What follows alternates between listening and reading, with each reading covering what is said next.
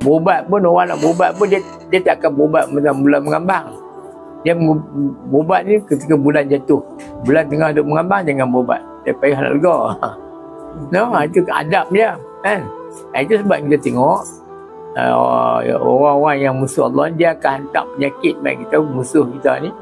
Kuman tu dia hantar pada 13, 14, 15. Manakala dalam Islam, untuk nak ubat, nak bagi sembuh penyakit kita ni, kan, Rasulullah contoh macam bekam. Rasulullah kata bekam daripada 13, 17, 19 dan 21. Itu bulan jatuh, bulan turun. Kan? Bila turun tu baru turun kita bekam. Kita tak turun masa bulan mengambang kita pergi bekam. Bulan mengambang dia bekam, memang kita akan berlawan lah dengan iblis syaitan ni. Bila mengambang, bulan jatuh, mereka pun dah lemah. Kekuatan ni pun menurun. No? Ni kita kena ingat. No? 17, 19,